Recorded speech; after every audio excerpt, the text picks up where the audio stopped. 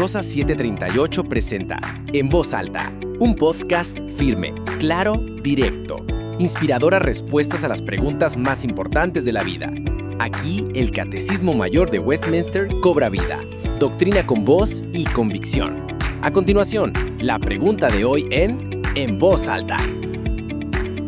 Bienvenida, bienvenido. Hoy vamos a meternos de lleno en un texto, fascinante. Es un fragmento del Catecismo Mayor de Westminster, específicamente la pregunta 11, que habla de la Trinidad. Hola. Sí, un tema central, sin duda. La idea es ver cómo este texto usa la Biblia para sostener que el Hijo y el Espíritu Santo son Dios, iguales al Padre. Vamos a ver ese argumento paso a paso. La pregunta base del texto es, ¿cómo prueban las Escrituras esa igualdad divina? ¿Qué evidencia presenta? Bueno, la respuesta que da el catecismo es bastante estructurada, Se basa en 4 puntos. Dice que las Escrituras les dan nombres, atributos, obras y hasta el culto que solo le corresponden a Dios. O sea, 4 categorías de evidencia, digamos. Exacto. Un enfoque cuádruple para que no queden dudas desde su perspectiva, claro. Entendido. Y supongo que da ejemplos bíblicos para cada uno, ¿no? No se queda solo en la afirmación. Claro. Por ejemplo, para los nombres divinos, menciona Hechos 5, versículos 3 y 4. Ah, sí, el episodio de Ananías. ¿Cómo lo usan? Señalan que Pedro le dice a Ananías que al mentirle al Espíritu Santo, no le mintió a los hombres, sino a Dios. Directo. Lo equipara totalmente. El texto lo interpreta así, sí.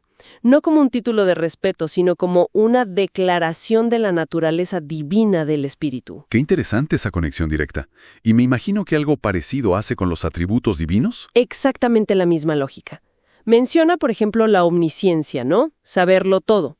Para el Espíritu cita 1 Corintios 2, que dice que el Espíritu lo escudriña todo hasta lo profundo de Dios. Un atributo bastante fuerte. Fuerte. ¿Y para el Hijo?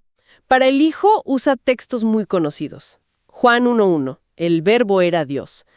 Y también Isaías 9:6, donde le da títulos como Dios fuerte, Padre eterno. Claro, textos clave de la cristología. La idea es que tener esos atributos implica ser Dios. Esa es la línea argumental, sí. Intrínsecamente divinos. Y el tercer punto eran las obras divinas. Mencionaste la creación antes, ¿verdad? Correcto. La creación, que se considera obra exclusiva de Dios. El texto dice que se le atribuye al Hijo. Ajá. En Juan 1:3. Todas las cosas por Él fueron hechas. Y también en Colosenses 1:16. Entendido. Y al Espíritu Santo también. También se remite a Génesis 1:2, el Espíritu moviéndose sobre las aguas al principio, y también Job capítulo 26, versículo 13. Es interesante ver cómo van conectando pasajes de toda la Biblia. Sí, van construyendo el caso, ¿no? Con diferentes referencias. Exacto. Y el último punto, el cuarto, era el culto, la adoración. ¿Cómo argumenta eso el texto? Ahí se fija más en mandatos, en prácticas que están en la Escritura. El ejemplo más claro es Mateo 28:19, la Gran Comisión. Bautizar en el nombre del Padre, del Hijo y del Espíritu Santo. Justo. Pone a los 3 en el mismo nivel, como objeto de devoción en el bautismo. Tiene sentido. Y también menciona la bendición de 2 Corintios 13:14, la gracia del Señor Jesucristo, el amor de Dios y la comunión del Espíritu Santo. Una fórmula trinitaria usada en la iglesia primitiva, claro. Exacto. Entonces, si juntamos todo esto, nombres, atributos, obras, culto, ¿a dónde nos lleva el texto? ¿Cuál es la síntesis? Bueno, el comentario que acompaña la pregunta lo resume bien. Dice, la Biblia enseña que hay un solo Dios. Punto 1, fundamental, monoteísmo estricto. De acuerdo, pero, y ahí está el quid, dentro de esa unidad, la misma Biblia habla constantemente de 3 personas distintas. Padre, Hijo y Espíritu Santo. y a cada una, como vimos, se le atribuyen estas características divinas. Correcto. Por lo tanto, la conclusión lógica que presenta el catecismo es... Un solo Dios que existe en 3 personas, coiguales, coeternas, compartiendo la misma esencia divina. Exactamente, esa es la doctrina de la Trinidad, tal como la expone este texto. En resumen, el argumento central es que la divinidad del Hijo y del Espíritu y su igualdad con el Padre no es algo inventado después, sino que se demuestre en la propia Biblia. Sí, a través de esa atribución constante de características que, según esta lectura, solo pueden ser de Dios. Es un argumento basado totalmente en la interpretación de esos textos. Una construcción teológica muy sólida, basada enteramente en la exégesis bíblica, en cómo se leen esos pasajes. Lo cual nos deja pensando, ¿no? Si una doctrina tan compleja sobre la naturaleza íntima de Dios depende tanto de cómo interpretamos el lenguaje, las historias, las fórmulas de textos antiguos.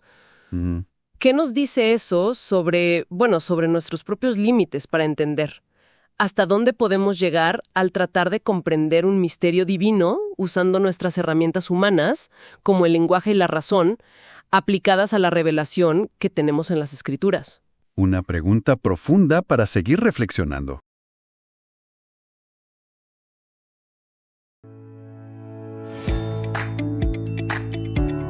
La verdad no se grita, se proclama. ¿Has escuchado respuestas eternas a preguntas que definen tu vida? Esto fue En Voz Alta, doctrina con voz y convicción. Hasta el próximo episodio, donde la voz de la fe seguirá resonando en tu mente, en tu alma y en tu caminar. Esto fue una producción de Rosas 738 Multimedias.